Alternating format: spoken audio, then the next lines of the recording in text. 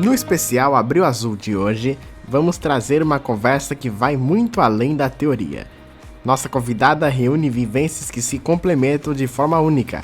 Ela é terapeuta ocupacional, mulher autista, mãe atípica e também fundadora de uma clínica voltada à reabilitação de crianças e adolescentes no espectro. Ao longo dessa entrevista, vamos entender como essas experiências se cruzam na prática, os desafios enfrentados no dia a dia e, principalmente, os aprendizados que só quem vive essa realidade pode compartilhar. Antes de começar, inscreva-se no canal Mulopa do Brasil se caso não for inscrito e ative o sininho para receber as notificações dos novos vídeos. Esta entrevista foi gravada no dia 24 de abril de 2026 por videoconferência através da plataforma Google Meet. E esse será o nosso último episódio dessa série de entrevistas especial do Abril Azul no canal Mulopa do Brasil. Uma conversa sobre empatia, inclusão e olhar humano do jeito que precisa ser. Então fica com a gente. Olá, meus queridos amigos, sejam muito bem-vindos a mais um episódio do nosso especial Abril Azul aqui no canal Mulopa do Brasil. Qualquer dúvida que vocês tiverem, a respeito aqui da nossa convidada, escreva nos comentários que eu vou passar para ela, E deixe seu like no vídeo e compartilhe com seus amigos. Espero que vocês gostem desse super bate-papo muito importante. Mas primeiro, eu quero apresentar a nossa convidada que está aqui hoje. Por favor, se apresente. Oi, muito obrigada pelo convite. Fiquei muito feliz de poder estar aqui conversando com você hoje e compartilhar um pouquinho da experiência. Bom, eu sou a Patrícia, vou fazer minha audiodescrição, né, Murilo? Eu sou uma mulher magrinha, pequenininha, tenho 1,50 de altura, minha pele é branca, eu estou usando óculos, estou com o cabelo solto, meu cabelo é loiro, meio dourado, estou com uma roupa cor bege, atrás de mim tem uma parede clara, com umas folhas desenhadas coloridas, e tem um vasinho aqui de flores verdes do meu lado. Muito bem! Fazendo minha autodescrição também, afinal de contas, grande parte do nosso público temos pessoas com deficiência visual. Então, eu sou uma pessoa de pele branca também, pele clara, tenho 1,70 m, estou vestido nesse momento com uma camisa polo de cor marrom, com listras em laranja. Tem um pouquinho de barba, meus cabelos são cacheados, Sou um rapaz jovem, que vocês já me conhecem. Então, é isso aí. Bom, Paty, para a gente começar, conta um pouco para a gente sobre você e sua trajetória. Você é terapeuta ocupacional, não é isso? Sim, sou terapeuta ocupacional. Não falei minha idade, né? Eu tenho 36 anos. Eu me formei em 2014, lá na UFSCar, em São Carlos. E nessa época eu não sabia que eu era autista, então eu passei pelo processo todo até os 32 anos sem saber que era uma pessoa autista. Bom, fiz minha trajetória, fiz minha faculdade, me formei. Logo que eu me formei, eu vim para Praia Grande, que eu passei no concurso público aqui, né? E foi até nesse primeiro trabalho que a gente se conheceu, né, Murilo? Exatamente. E foi bem interessante, né? Você vê que depois de toda essa vivência, ela trouxe grandes ensinamentos, para mim também. Então, uma pessoa que eu tenho aprendido com ela, E eu com você, porque você foi o meu primeiro paciente com questões da dificuldade da visão. Então, foi marcante até. E eu não sei se você se lembra, mas eu lembro de uma sessão, depois, enfim, né, não sei se a gente podia falar dessa experiência que a gente viveu antes, mas eu acho que é legal. Eu lembro de uma sessão que a gente fez, em que eu falei para você, mostrei para você algumas questões do Facebook na época, e a gente montou junto um perfil. Você lembra disso? Verdade. A gente fez também a foto do perfil minha, né? Foi Foi, bem lá no comecinho lá da minha era sim, foi logo digital no das redes começo, sociais, né? quando o Facebook 2016. começou a aparecer. Quando o Facebook começou a aparecer na minha vida, gente. Pra vocês terem uma noção, eu comecei no Facebook em 2016. Foi. Criei minha Ai, página e depois disso vim pro YouTube. Com força. foi. E aí eu sempre lembro disso, quando eu vejo seus vídeos, ai meu Deus, eu fiz parte desse pedacinho aí. É, Fez e continua fazendo, né? mas é isso, e aí o meu primeiro contato com crianças, né, e pessoas no espectro foi lá ainda na faculdade, no estágio. Aí quando eu entrei na prefeitura, eu já comecei atendendo crianças com TEA. Tinha outras, né, deficiências também, como paralisia cerebral, deficiência visual, deficiência auditiva, intelectual, mas o meu contato mesmo com TEA e minha vivência começou aqui na Praia Grande. Como surgiu a escolha pela terapia ocupacional? A terapia ocupacional foi assim, eu tive, quando era criança, né, eu ia muito na igreja e uma das minhas professoras de catequese, quem é católico faz catequese, né? Ela era terapeuta ocupacional. E aí eu comecei a ver o que que era essa profissão. E aí, quando eu entrei na fase da vestibular, né, de você procurar o que fazer e tudo mais, eu confesso que eu fui muito pela escolha do facilidade em entrar. Então, eu escolhi cursos da área da saúde que eram fáceis de entrar na universidade. Então, eu fui lá para fisioterapia, TO, que na época estavam numa nota de corte fácil. Essa é real história.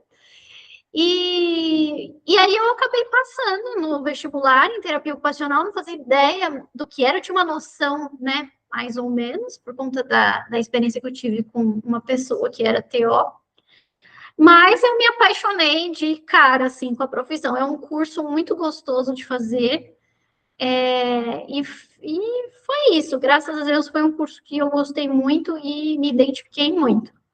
E eu falo que fazer faculdade de TO me ensinou muitas habilidades, porque os meus professores eram terapeutas ocupacionais. E apesar de eu não ter o diagnóstico, eu tinha as dificuldades. E os meus professores todos percebiam as dificuldades e me ajudavam, tipo, fizeram realmente adaptação. Eu vejo hoje que eu recebi uma adaptação curricular mesmo sem diagnóstico, porque os professores tinham essa visão, esse cuidado, e eu consegui me formar, graças a Deus. Em que momento sua vida pessoal começou a se conectar com a sua atuação profissional? Na terapia ocupacional, a gente vai estudar as ocupações humanas, né? Então, atividades papéis ocupacionais. Então, papel de trabalhador, aluno, filho, mãe. Hoje eu tenho papel de empresária, de líder. E aí, quando eu comecei a estudar isso na faculdade, eu comecei a ver o quanto um terapeuta ocupacional realmente poderia auxiliar todas as dificuldades que eu vivia. E em relação ao autismo, né, em si, conforme eu fui estudando, eu me lembro até hoje de eu ler alguns artigos e começar a ter contato com essa teoria, né, do transtorno do espectro do autismo. Na época, eu cheguei até a ter crises de ansiedade, porque eu comecei a me identificar com aquela questão, com aquelas dificuldades que eu via nos livros ali e nos artigos do que era o autismo. E aí, tendo acesso a esse conhecimento, eu comecei a realmente me autoconhecer. Mesmo com todo esse conhecimento durante os 4 anos e meio de faculdade, e depois mais 3 anos de prática pós-formada na área do autismo, eu ainda assim não achava que eu fechava diagnóstico, que eu tinha todos os critérios para fechar, né? Aconteceu muito no sentido de quando eu tive o filho, porque aí a criança nasceu autista. E aí você vê que, sabe, a gente sabe que o autismo é genético, né? E aí as coisas começaram a se conectar muito. E aí não teve mais como fugir dessa questão do próprio diagnóstico em si. Mas eu acho que a terapia ocupacional, ela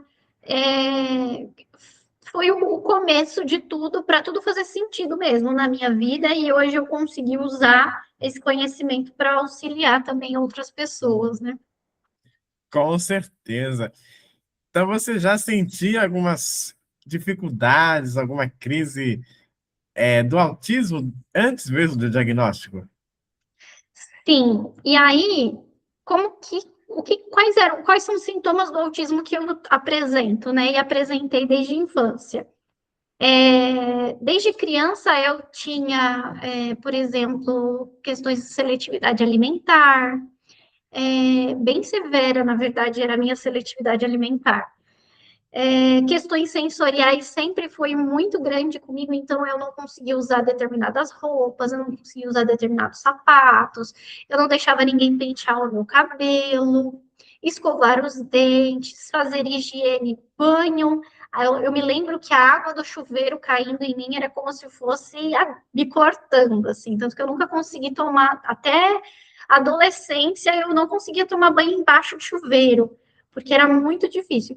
E todas essas questões, ninguém sabia o motivo. E era tratado como má criação. Então, eu era a menina mal criada, a menina que era teimosa, sempre foi tratado nesse ponto. Para você ter uma ideia, eu tive duas professoras diferentes que orientaram a minha mãe a procurar um exorcista, porque não sabia por que eu tinha tantos comportamentos desafiadores. E era muito desafiador mesmo. Eu mordia, eu me lembro de eu morder, de eu derrubar coisas, de eu bater na sala de aula, muito rígida na parte cognitiva. Então, eu tinha todos os critérios para fechar um diagnóstico na infância. Mas como não tinha, né, esse conhecimento, não se tinha, e eu também, a minha família não tinha acesso a terapeutas, né, porque era tudo muito caro. Então, foi indo assim, e eu fui sobrevivendo no meio os sintomas aparecendo, uma questão sensorial que eu tenho até hoje, que é as crises sensoriais, que até foi um dos motivos da gente não conseguir ter feito a entrevista antes, né, Murilo? Verdade. Eu tenho muitas crises sensoriais de ficar nauseada, com tontura, vômito, mal-estar, dor de cabeça, e isso eu tenho desde muito pequena. E isso sempre foi atrelado à virose, a porque eu não comia, a outros motivos que não o próprio autismo em si. Porém, né, eu sempre falo assim, eu sou uma exceção dentro da comunidade autista. A maioria das pessoas vão ter, né, outras comorbidades, como um atraso de fala, questões, dificuldade na parte da cognição, né, uma possível deficiência intelectual de vários níveis, e talvez pelo fato de eu não ter tido atraso de fala e nem dificuldades escolares, por exemplo, eram coisas que não chamavam atenção para uma possível deficiência, né? E ia mais para o lado da má criação mesmo, da criança mal educada, né? Ia sempre por esse lado, todas as pessoas que entravam ali, e até levantando hipóteses de questões espirituais. Impressionante. Como foi receber o diagnóstico de transtorno do espectro autista? Então, né, eu comecei a trabalhar no SUS com uma equipe que hoje elas são minhas sócias, né? Que é a Andrea e a Amanda, e elas também são terapeutas e lidam, né, com pessoas com TEA.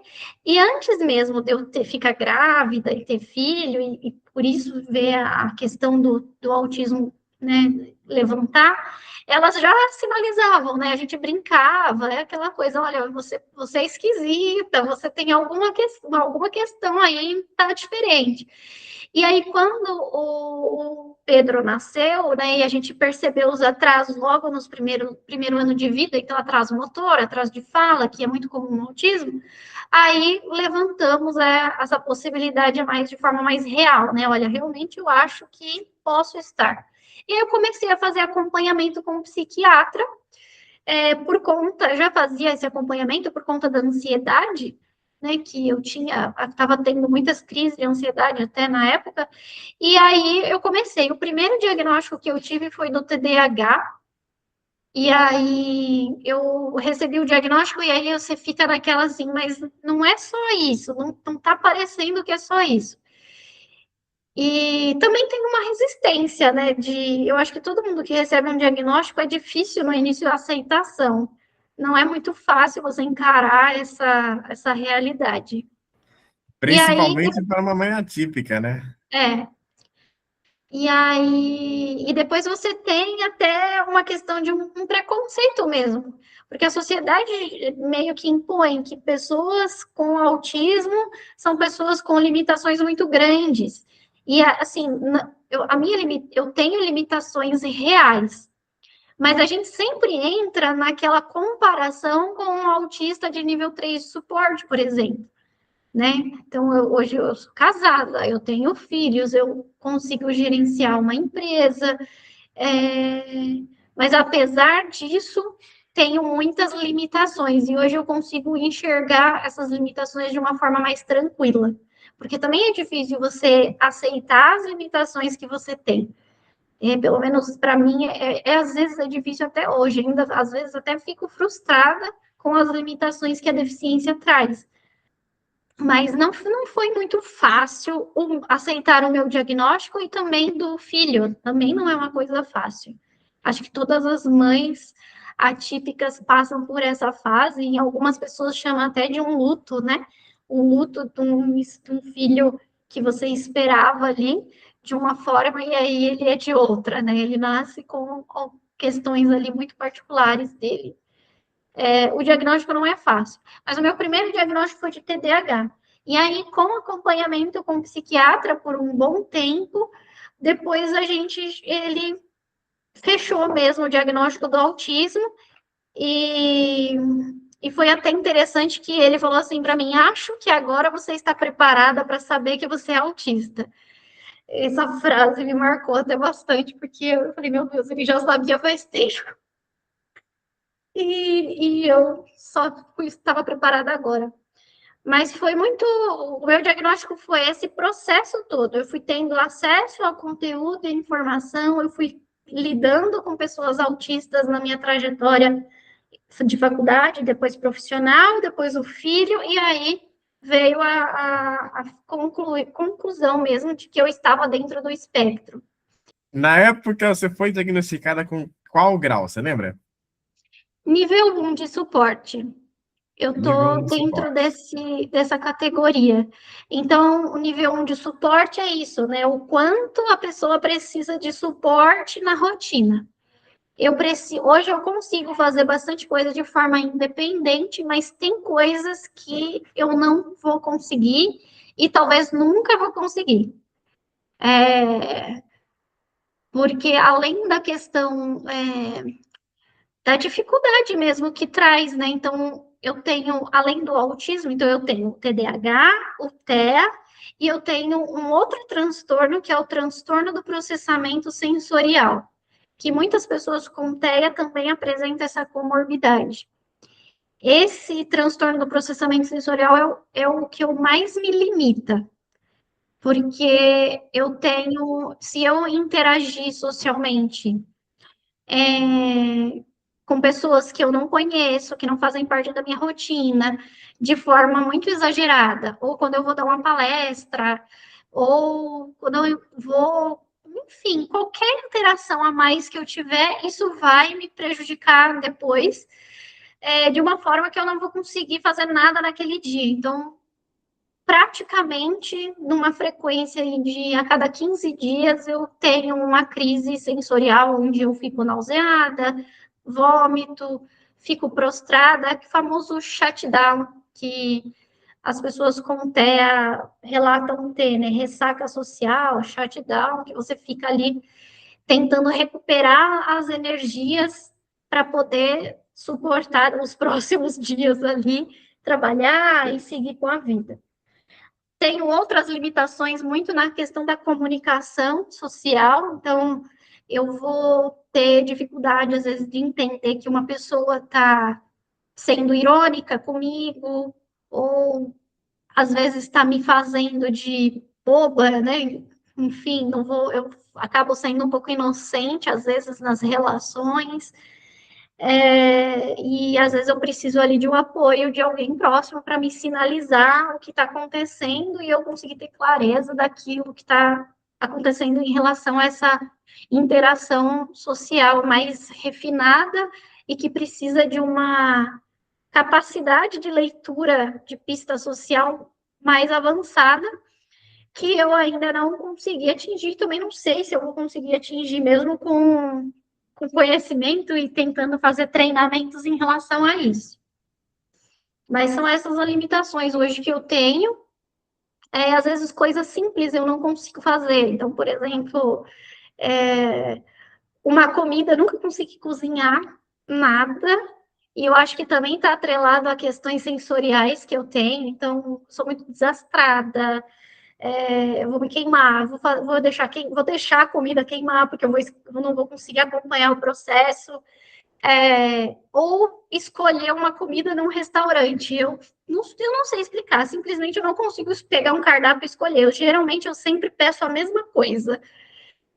E quando eu vou ter que pedir uma coisa num lugar que eu não conheço, eu acabo pedindo coisas que eu não gosto de comer. São coisas que eu não sei explicar por que acontece, mas acontece. E aí, quando eu tô com alguém, eu sempre peço já o apoio. Olha, pede para mim, você conversa com a pessoa. E conversar com essas pessoas é um desgaste muito grande, porque eu tenho que fazer um esforço grande de contato visual, de diálogo, e aí tudo isso vai acumulando. Então, são essas as limitações hoje que eu tenho, e aí eu preciso desse apoio na rotina. E é isso, assim, acho que o autoconhecimento me ajudou muito a melhorar a qualidade de vida. E ter contato com terapeutas ocupacionais, psicólogos, fisioterapeutas têm me ajudado muito a entender o funcionamento do corpo, do cérebro e conseguir entender como tudo isso acontece e criar estratégias na rotina para ter uma melhor qualidade de vida mesmo.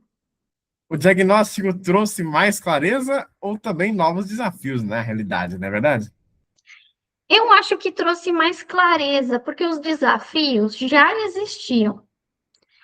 Quando eu entendi o diagnóstico, eu consegui entender o funcionamento do meu corpo. E aí comecei a criar estratégias no meu dia a dia para que meu corpo funcione de uma melhor maneira. Então, por exemplo, na terapia ocupacional, a gente estuda, né? O terapeuta ocupacional, ele estuda muito a questão do processamento sensorial, que é algo que o autismo, na maioria das vezes, vai ter questões relacionadas a isso. Em relação à minha questão, é que eu tenho, de fato, esse transtorno do processamento sensorial. Então, entender o diagnóstico, saber do diagnóstico, me fez entender esse funcionamento e me fez conseguir procurar profissionais que e também saber estudar, né, o que fazer com isso. Então, hoje eu tenho uma rotina que a gente chama de dieta sensorial. Então, hoje eu tenho uma rotina onde eu implemento essa dieta sensorial. E essa dieta sensorial consegue espaçar as crises ou fazer com que as crises sejam menos intensas. Então, o diagnóstico, eu falo que ele foi libertador para mim, porque justificou todos os meus comportamentos da infância.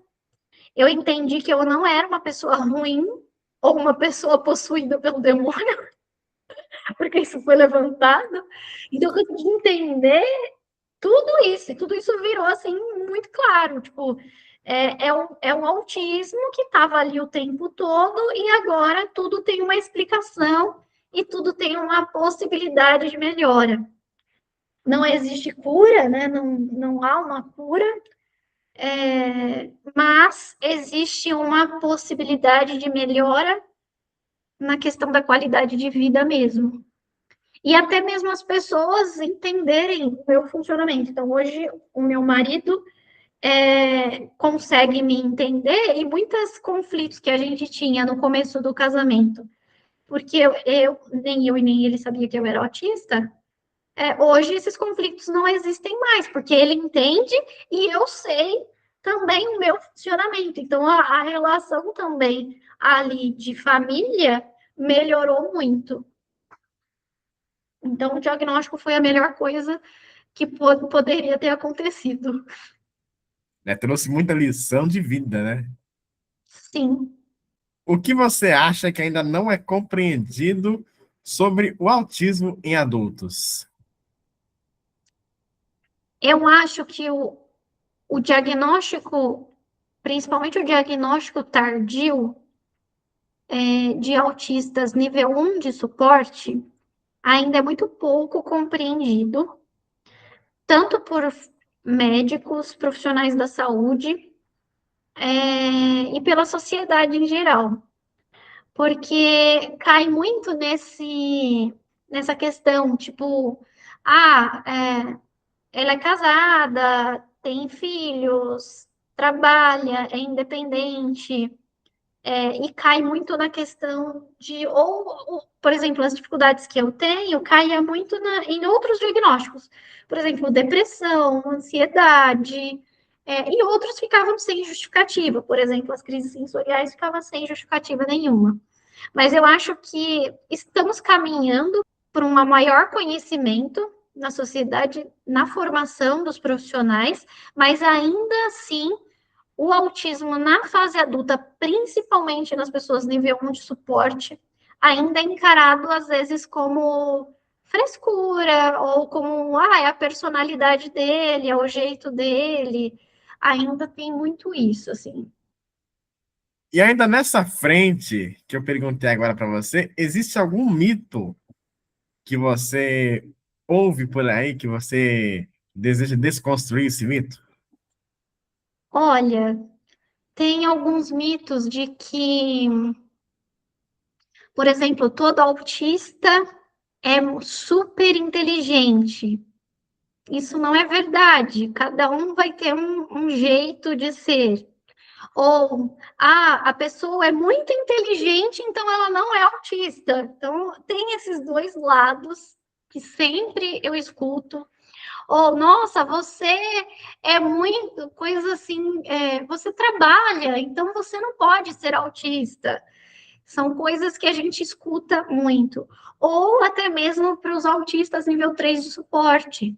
Ele não fala, muitas vezes autistas nível 3 de suporte não falam. E aí caem na questão de, ele não fala, então ele não compreende. E muitas vezes eles compreendem, têm a inteligência sem nenhum comprometimento, mas só não conseguem desenvolver fala. E aí acaba tendo esse preconceito, né? Ele não fala, então ele tem deficiência intelectual. Eu acho que esses pontos, assim, são os que eu sempre discuto com as pessoas quando eu estou nessa conversa, nesse assunto. E autismo não tem cara, né? É aquilo, né? Eu já ouvi, você não tem cara de autista, mas autista não tem cara, né? Cada caso é único. Cada caso é único, né? E cada situação é única, né? A gente tem Sim, autistas que têm crises, como a Patrícia, mas são super inteligentes, né? Então, são casos totalmente diferentes, né? Que as pessoas têm que saber e se orientar também nesse conhecimento. exatamente. Falando de maternidade agora, você só tem o Pedro, né? Eu tenho o Pedro, de 7 anos, e eu tenho o Luca, de 2 aninhos. E como é ser mãe atípica sendo também uma mulher autista? Olha, é um desafio bem grande, porque além de lidar com as dificuldades da própria criança, ainda a gente tem que lidar com as próprias dificuldades, né? E tem muitos casos de mães autistas que têm filhos autistas, né? Como eu falei lá no começo, é genético, né? Há uma probabilidade alta disso acontecer. Mas é desafiador, bem desafiador, mas, por outro lado, eu consigo compreender na pele ali e também consigo pensar em formas de ajudar que o desenvolvimento do Pedro seja mais tranquilo e mais suave e que ele tenha acesso a tudo que eu não tive na infância, né? Eu tenho o Pedro é diagnosticado como autismo, o Luca, ele tem também esse diagnóstico, foi um processo um pouco difícil de fechar o diagnóstico do segundo filho, acho que nunca é fácil fechar o diagnóstico de nenhum, mas o Luca, ele não apresentou todas as dificuldades que o Pedro apresentou, né, em primeira infância, mas o Luca também tem algumas coisas que a gente pode já considerar que ele está dentro do espectro. Mas é um desafio muito grande. E eu acho que o desafio maior como mãe é você conseguir que eles sejam incluídos na sociedade, que eles tenham acesso à escola, que eles sejam compreendidos dentro da sala de aula, que eles consigam ter acesso a outros lugares de participação social. Esse é um desafio muito grande, porque a gente entra numa questão de convencimento mesmo da sociedade, das pessoas, de que eles são capazes ou de que eles têm direito de estar naquele lugar. É sempre um grande desafio lidar com as pessoas que vão estar no ambiente deles. Eu acho que esse é o maior desafio para mim, enquanto mãe, e o que eu percebo das mães que eu acompanho. Porque muitas vezes a escola não entende, o professor não entende, ou você vai num parquinho simples, e aí chega no parquinho, não tem inclusão, você vai ter que ir lá brigar para poder fazer aquilo acontecer. A gente sempre está no modo de alerta. No modo de alerta e no modo de defesa. Tem até eu já escutei muito, mãe de autista é tudo barraqueira, mas é porque a gente acaba sendo colocada mesmo nesse lugar de ter que resolver as coisas por meio da briga, da maioria das situações. E isso é muito difícil, isso torna ainda mais difícil e estressante a maternidade.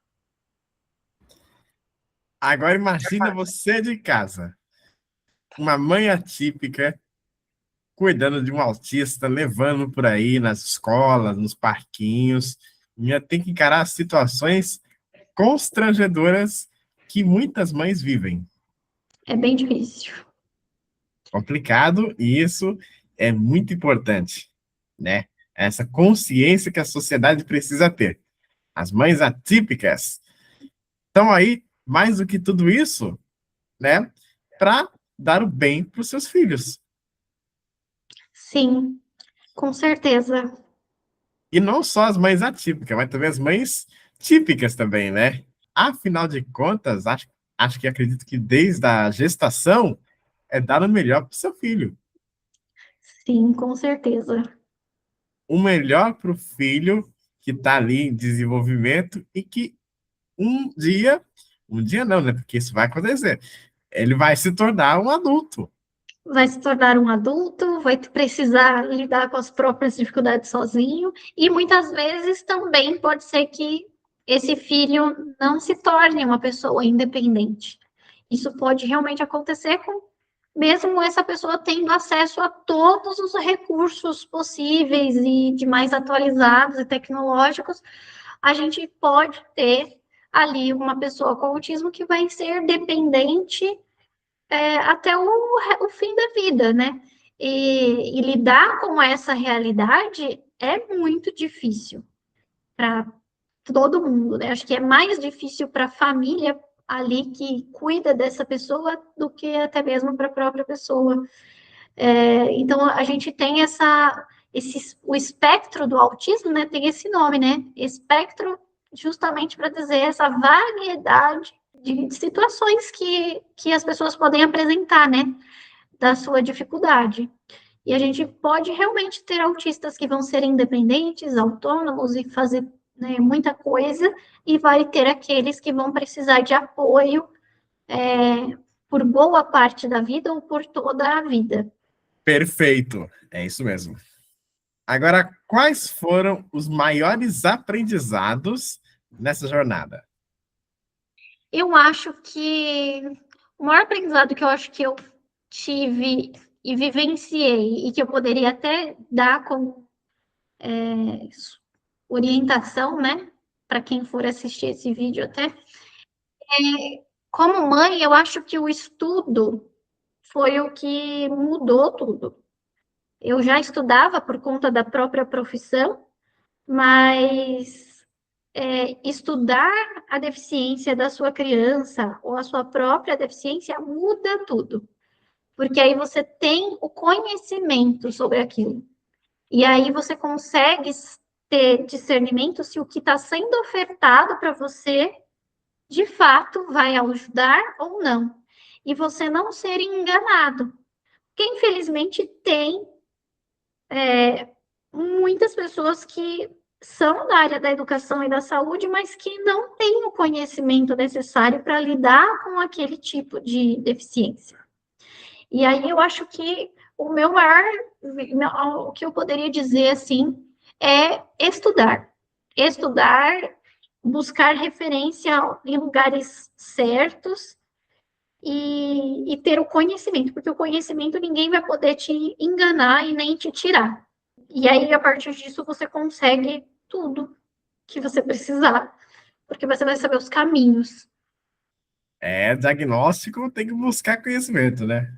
Para poder ajudar o seu filhinho, Sim. E né? todo mundo que vem para mim, quanto clientes, né? Famílias que vêm buscar o acompanhamento. E assim, falando de maternidade em geral, você desejava, sonhava em ter filhos? Sim, sim.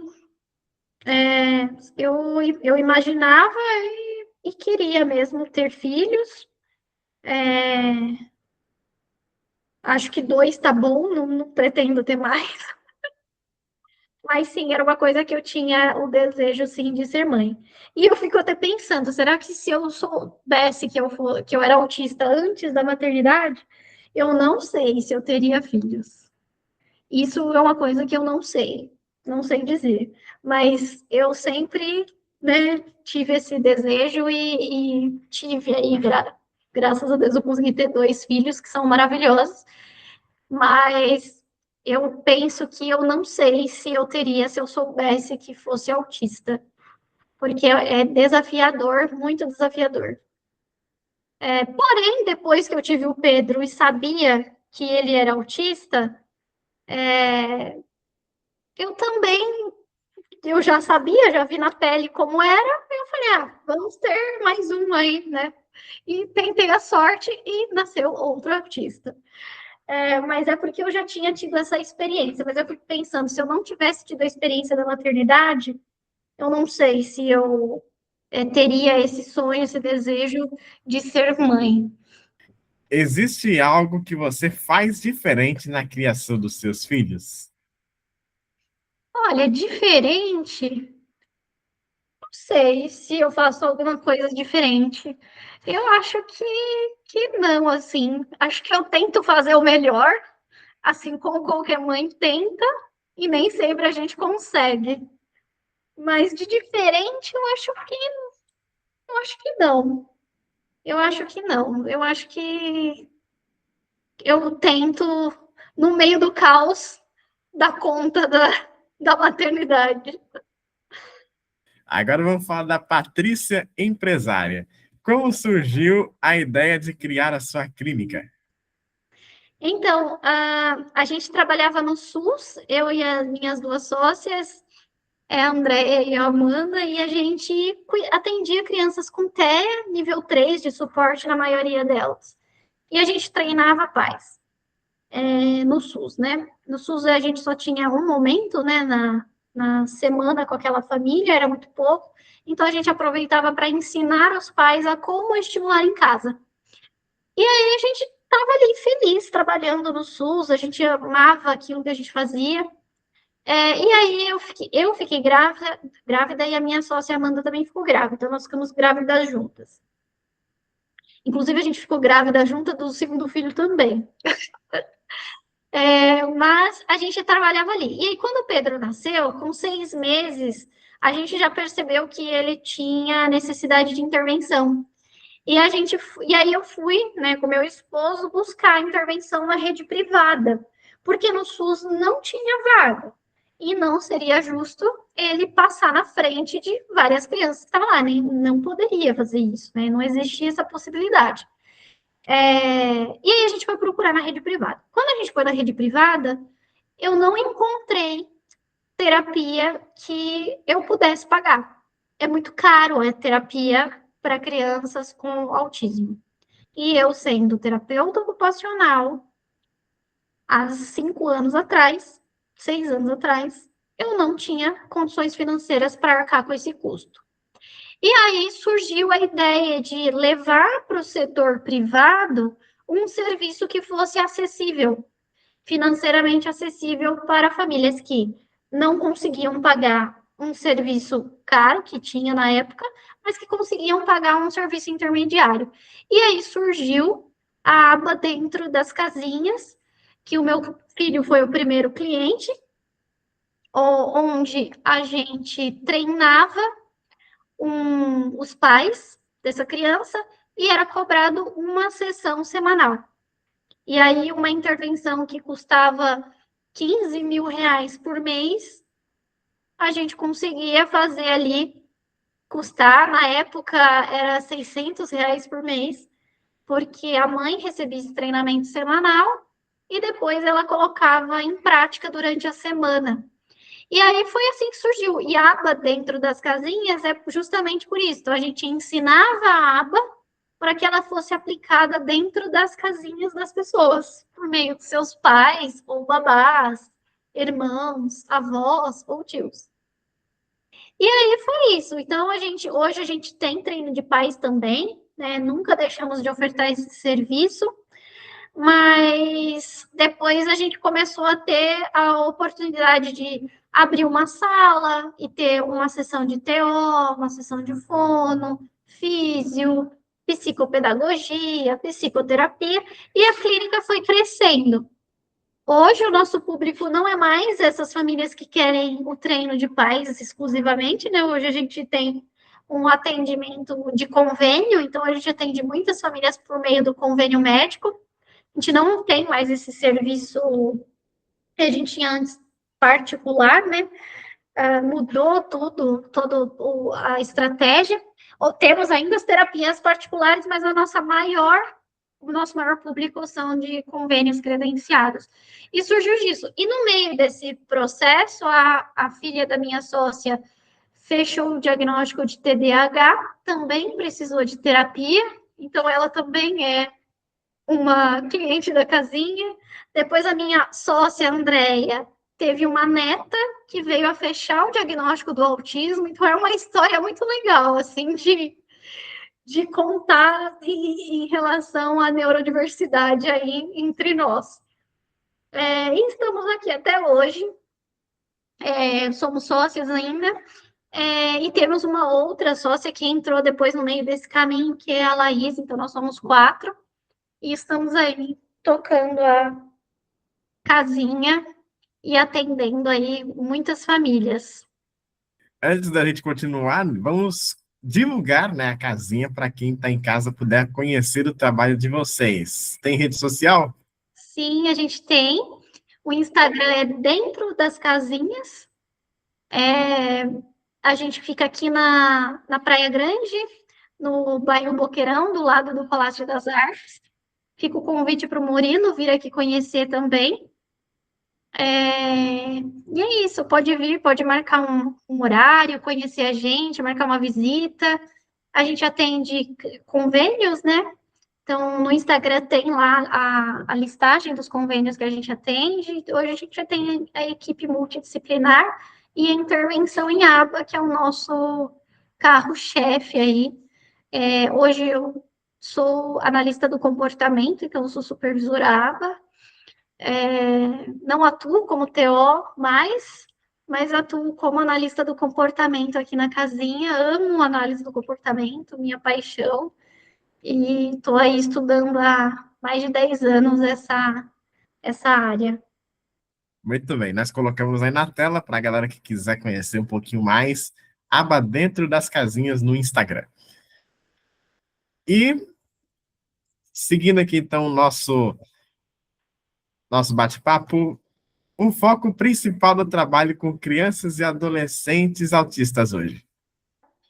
A intervenção da criança e do adolescente com TEA, ela é bem ampla, né? Ela é multidisciplinar. Então, é importante que tenha sempre ali uma junção de profissionais para lidar com toda a complexidade que é o diagnóstico.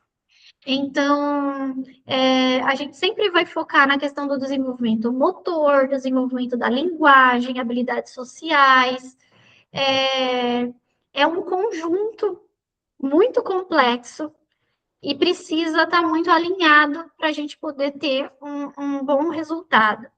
A gente tem as práticas baseadas em evidência, então a gente tem, né, uma lista, né, de práticas que têm evidência comprovada para o transtorno do espectro do autismo. A casinha busca sempre implementar apenas estas práticas.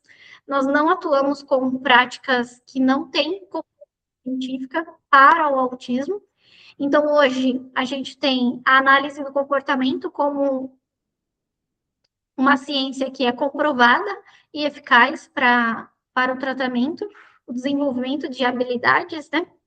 Então, é basicamente isso, né? De forma muito resumida, é uma intervenção complexa, precisa de profissionais capacitados e é muito importante que as famílias entendam e busquem práticas que têm evidência científica, porque o tempo da criança é um tempo que passa muito rápido e a gente não pode perder o processo do desenvolvimento desse ser humano. Então, o desenvolvimento cerebral, o desenvolvimento de todas essas habilidades tem uma fase ali na infância que é uma rica e que a gente não pode perder com intervenções que não têm evidência, que não vão ser eficazes. Então, esse é um ponto que eu sempre, que eu tenho oportunidade de falar, eu trago, porque é muito sério isso. E um outro ponto, em falando em intervenção, que é muito importante, é não espere para intervir. Não espere para buscar um tratamento. Eu escuto muitas pessoas falando assim: espera até 3 anos, é muito pequenininho, cada criança tem seu tempo. Isso é um erro gigantesco. A intervenção ela precisa começar o mais rápido possível e, de preferência, antes dos 3 anos de idade, porque a gente vai ter um prognóstico de desenvolvimento muito melhor. Muito bem. Quanto mais vagas no SUS também, maior a possibilidade também dessa intervenção mais precoce, para que também tenha-se também uma reabilitação mais facilitada e mais rápida Sim, também dessas pessoas. exatamente. Quando a gente trabalhava no SUS, eu particularmente era muito envolvida em política pública, eu participava do conselho da pessoa com deficiência, eu ia, eu era militante mesmo. Depois, quando eu virei mãe, aí empresária, a rotina não permitiu mais isso, mas enquanto eu era jovem, ali solteira, eu fui muito militante, participei de muito disso, se, né, você, pessoa com deficiência jovem ou estudante, eu acho que é sempre válido dedicar um período dali, uma fase da sua vida. Eu tenho muito orgulho de ter participado disso e feito a diferença ali para algumas questões, porque é importante que a gente lute sempre por mais políticas, por políticas que, de fato, tragam acesso ao diagnóstico, à intervenção, ao tratamento para essas pessoas com deficiência, né? Com certeza. Que tipo de evolução mais te marca emocionalmente no dia a dia? De algum aprendizado que você teve aí com algum paciente na clínica, ou até mesmo no próprio dia a dia de vocês? É, olha, são vários. A gente se emociona sempre porque são muitas histórias, são muitas vivências. Mas eu acho particularmente muito emocionante quando chega uma criança nível 3 de suporte não verbal, já lá com seus 5, 6, 7, 8, 9 anos, e que não é verbal e a gente consegue desenvolver comunicação nessa criança. Isso é algo que me emociona sempre. E a gente consegue desenvolver a comunicação por meio da comunicação alternativa e aumentativa, né? Então, o uso de pranchas de comunicação, CAA, eu acho que é uma coisa que me emociona muito quando a gente consegue fazer isso. E também, como TO, eu fico muito feliz quando eu consigo fazer um processo de desfraude, de crianças que às vezes chegam aqui com 9, 10 anos ainda usando fralda, e a gente vai lá e consegue fazer essa criança a usar o banheiro de forma, às vezes, não de total independência, mas consegue já usar o banheiro com ajuda e não mais usar a fralda. Isso é algo que me marca sempre. Eu fico muito feliz quando acontece esse tipo de coisa. Quais são os maiores desafios enfrentados na parte clínica? Olha, na parte clínica, eu acho que o maior desafio é na questão de lidar com planos de saúde. É quando você trabalha numa clínica particular, onde é você e o cliente, você dá um preço, ele paga e tá tudo bem. Mas é um desafio gigantesco lidar com planos de saúde, porque ele é o intermediário entre o cliente e você, né? E isso é bem desafiador, mas a gente tem conseguido lidar com esses desafios de uma forma boa e satisfatória. Então, eu acho que o maior desafio na clínica é lidar com a parte burocrática, lidar com os clientes, as dificuldades das crianças, dos adolescentes, não é o maior desafio. O maior desafio é a parte burocrática, é a administração, é a gestão, é o financeiro. Pelo menos para mim, na minha experiência, esse para mim eu acho que é o maior desafio. E você percebe padrões ou dificuldades recorrentes nas famílias? Eu acho que algo que eu vejo que é muito recorrente é a dificuldade da aceitação do diagnóstico, tanto da família, né? Eu acho que é conseguir acesso à terapia. Essa é uma dificuldade da maioria das famílias, conseguir acesso pelo SUS, conseguir acesso pelo plano de saúde, é uma dificuldade muito grande que todas têm.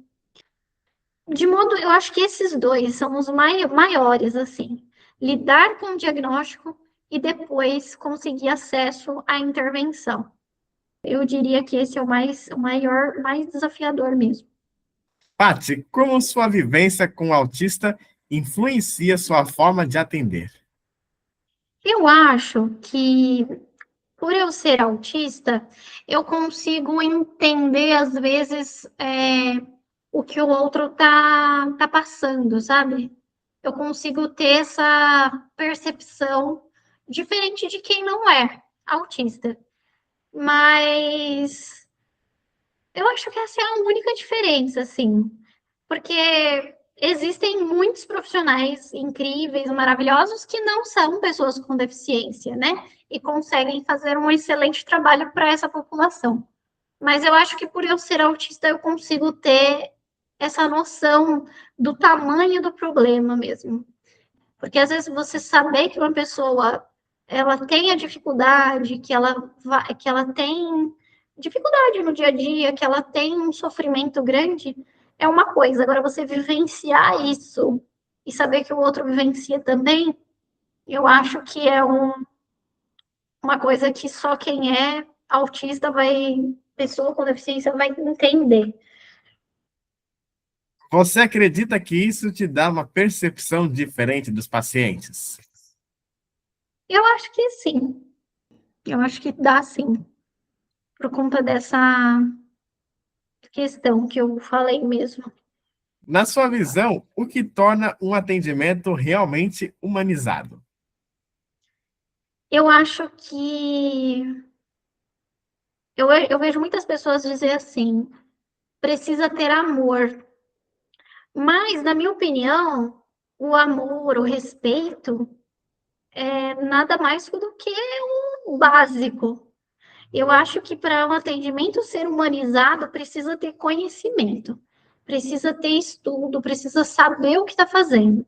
Porque você está lidando com uma vida ali na sua frente, muitas vezes é uma vida pequenininha que acabou de chegar no mundo e você não pode perder o tempo dessa criança achando que está fazendo alguma coisa. Eu acho que para um atendimento ser humanizado, ele precisa ter primeiro responsabilidade com a profissão que você atua. E estudo sério, estudo certo. Hoje a gente tem muitos cursos na internet de como atender autista, cursos de, por exemplo, análise do comportamento por R$ 9. Esses cursos não dão base nenhuma para ninguém tratar ninguém. E eu vejo muita gente usando esses diplomas de forma muito errada. E isso, para mim, não é um atendimento humanizado. Então, acho que, para mim, um atendimento humanizado é isso. É responsabilidade com o que está fazendo e o amor, o respeito é a base de tudo, né? Não o principal. Porque muita gente alega, tem que ser antes da técnica tem uma pessoa, mas, na minha opinião, a técnica está tão ali quanto o respeito para o outro. Aprender a técnica não é uma coisa fácil, é uma coisa que precisa de muita dedicação e estudo. E é isso que eu trago como um atendimento humanizado, o profissional ter essa responsabilidade em se dedicar e estudar e saber o que está fazendo. Esse é um ponto importante. E tomar muito cuidado com cursos baratos da internet, que não tem certificação nenhuma, e sair vendendo e cobrando caro, muitas vezes, de famílias que não podem pagar um atendimento que não vai ser eficaz. Agora, falando de inclusão em sociedade, que você já foi militante, né, da causa autista e tudo mais, você acredita que a inclusão hoje acontece na prática ou ainda fica muito no discurso? Eu acho que ainda está muito no discurso. A gente ainda vê muitas situações onde autistas não podem ficar o tempo todo na escola porque não tem um ambiente adaptado.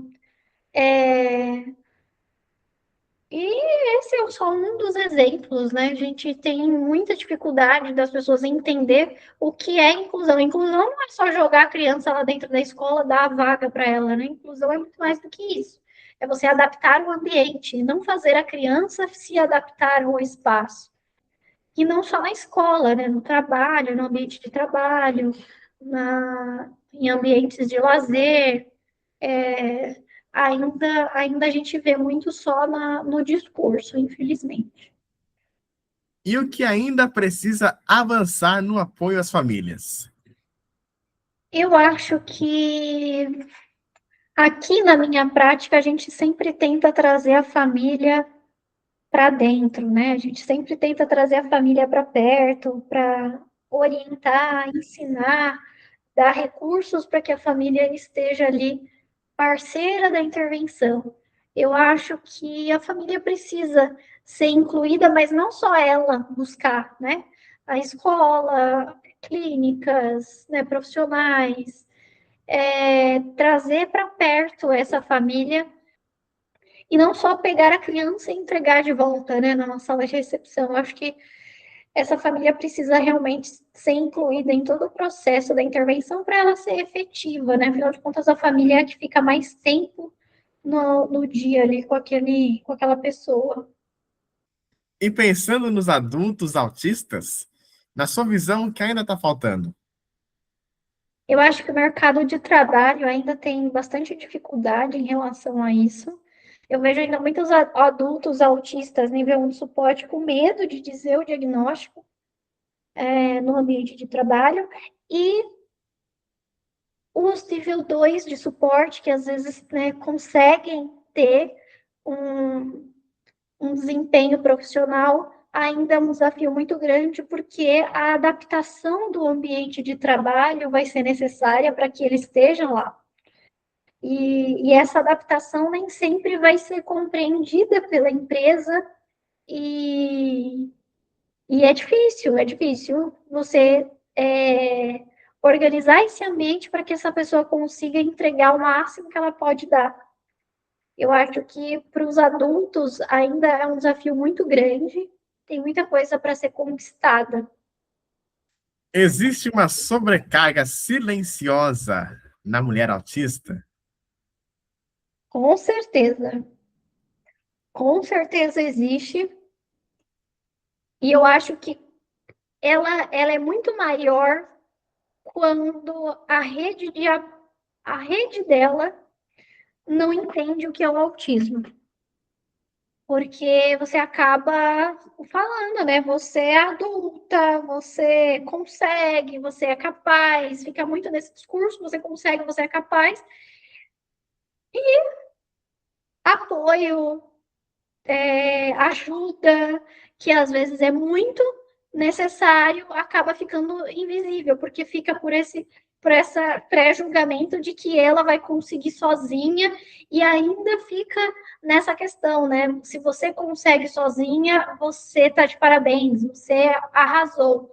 Mas a pessoa com autismo, a mulher com autismo, e às vezes a mãe autista, ela pode até conseguir, mas ela consegue a que custo, né? Adoecendo muito mais rápido, tendo crises atrás de crise, porque de fato conseguiu tudo sozinha. E às vezes, se ela tivesse ali uma rede de apoio compreensiva, que desse mais aporte, mais ajuda, ela não teria tantas consequências ruins para o próprio corpo. E como é lidar com tantos papéis ao mesmo tempo? É desafiador lidar com tantos papéis ao mesmo tempo. É lógico que nem todos vão ser entregues com 100%. Algum papel vai ficar para trás, deixado de lado, ou vai ser resolvido Com depois, um prazo 90%? maior. É isso, é assim que funciona. Ora a gente dá importância para esse, outra dá importância para o outro e vai seguindo a vida do jeito que dá. Eu não me cobro muito. Eu sempre falo, eu fiz o que pude e o que eu pude está perfeito. Eu sempre tenho essa fala. Eu fiz o que eu pude e o que eu pude está perfeito dentro da condição que eu tinha. Condição ambiental, condição de saúde, condição de recursos. Eu sempre levo isso para mim e eu acho que isso me ajuda a ter uma saúde mental tranquila e levar os desafios de uma forma mais leve. E você já sentiu necessidade de mascarar comportamentos? Como, por exemplo, você falou aí dos autistas, né, nível 1 de suporte, que tem medo, né, de falar o diagnóstico às vezes, né? No Sim, ambiente de trabalho, né, e tudo mais. Já teve necessidade de mascarar comportamentos? E como isso impactou na sua vida? sim, o tempo todo a gente faz, e às vezes até de forma muito inconsciente.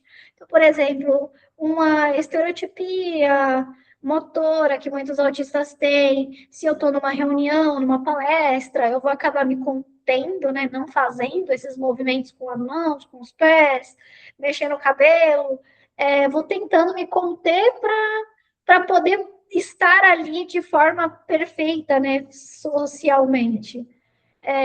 Perfeita entre aspas, né, do que a sociedade diz que é, né, de se comportar, de não ter movimentos que não vão ser adequados para o ambiente. Então, tudo isso a gente vai tentando mascarar. O mascaramento dessas situações, a contenção dessas situações, desses movimentos, que às vezes é motor, acaba tendo um custo no final do dia, que é a desorganização sensorial.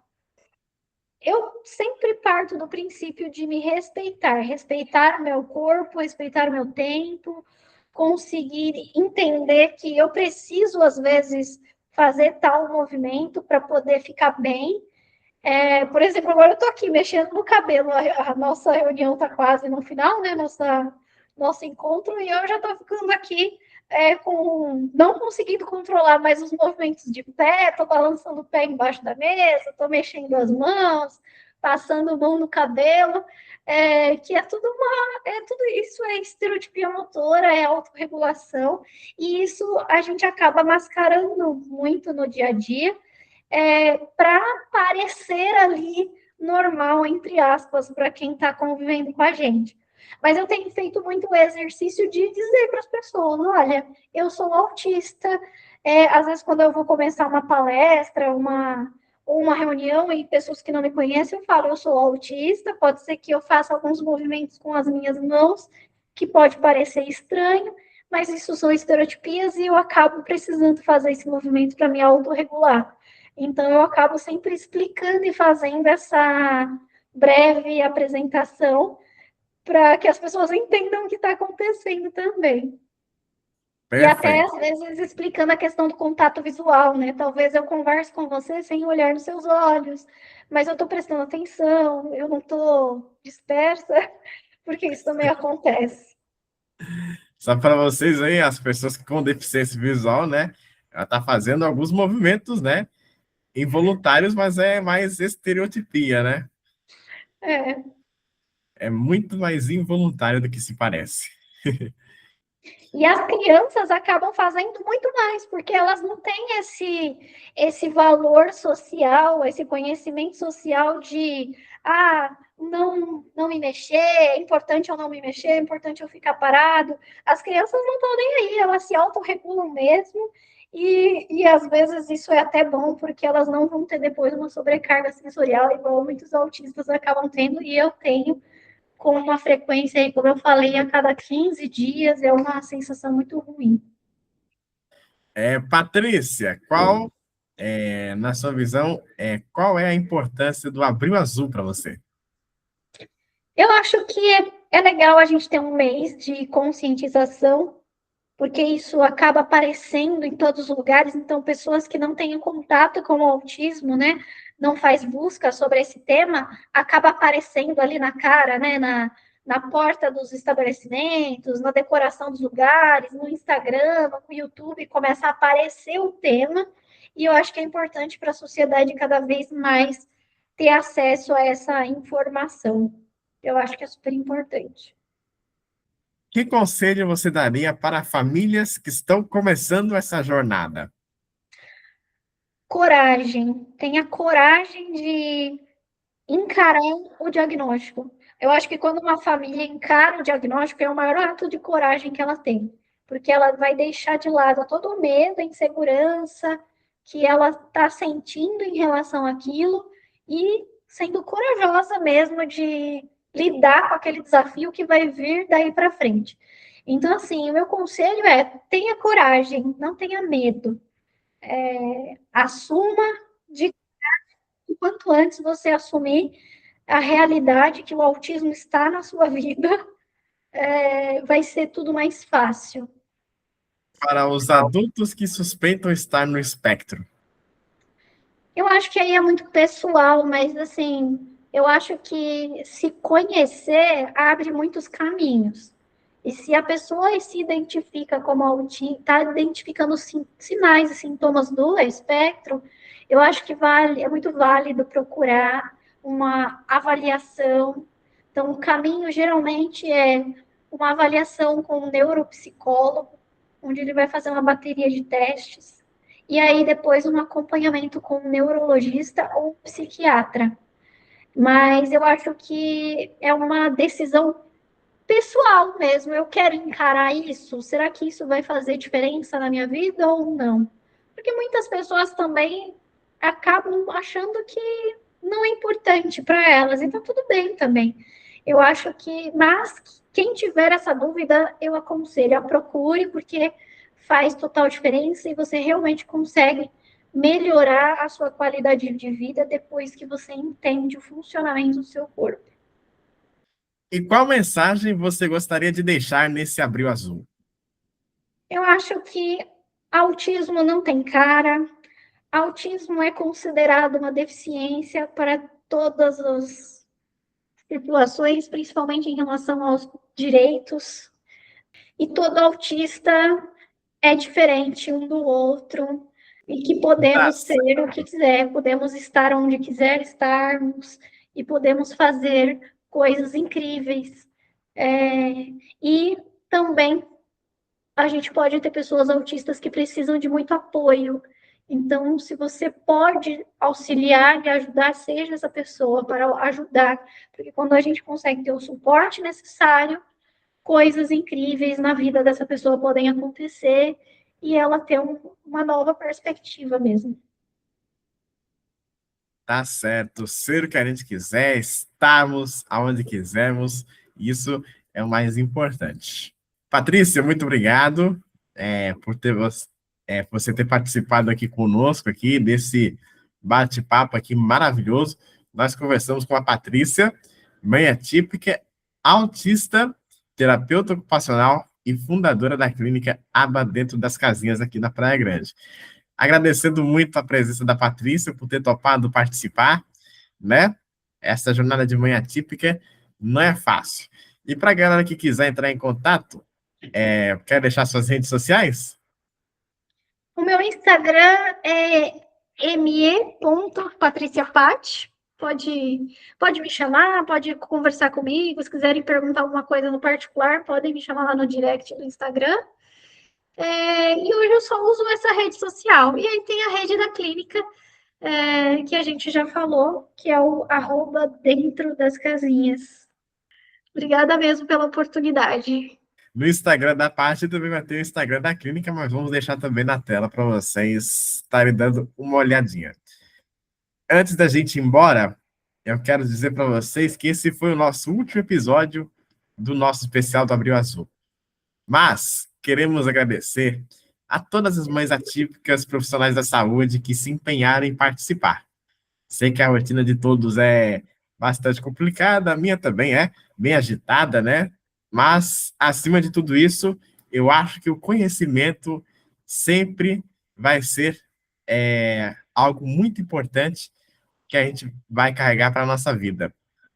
Não só sobre o autismo, não só sobre ser mãe atípica, mas também a vida de qualquer pessoa que passa por esta situação. Então, a Patrícia é um exemplo, uma pessoa guerreira, uma mulher autista, né, que tem 2 filhos autistas também, né? E a gente está muito orgulhoso de estar apresentando aqui no canal Mulopa do Brasil uma série que traz muito conhecimento do autismo. E graças, né, esse projeto maravilhoso, a gente gostaria de ter trazido mais mães atípicas, profissionais da saúde. Eu sei que o tempo é curto, mas espero que todos se sintam agraciados. A gente vai continuar entrevistando mães atípicas e até, quem sabe, novamente profissionais da saúde, porque, afinal de contas, vivência de mãe atípica, né, Paty? Não é só em um mês. É todos os dias. Cada vivência, cada experiência, né? Não só de mãe atípica, mas também de profissional da saúde. Então, mais uma vez, Paty, muito obrigado por todo o carinho, todo o apoio, né? E também por ter participado. E a gente se vê no próximo vídeo do canal Mulopa do Brasil. Com muito orgulho que a gente termina por aqui a nossa série do Abril Azul, né? Então, nosso agradecimento muito especial a vocês que acompanharam nossas entrevistas.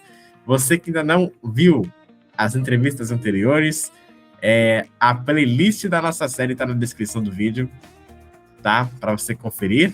E deixe seu like se gostou do vídeo, inscreva-se no canal para acompanhar futuros vídeos. Quem sabe teremos novas entrevistas com mães atípicas e profissionais da saúde para falar não só do autismo, mas também de diversos temas. E a gente se vê no próximo vídeo. Paty, muito obrigado mais uma vez e até o próximo vídeo, pessoal. Obrigada, tchau, tchau.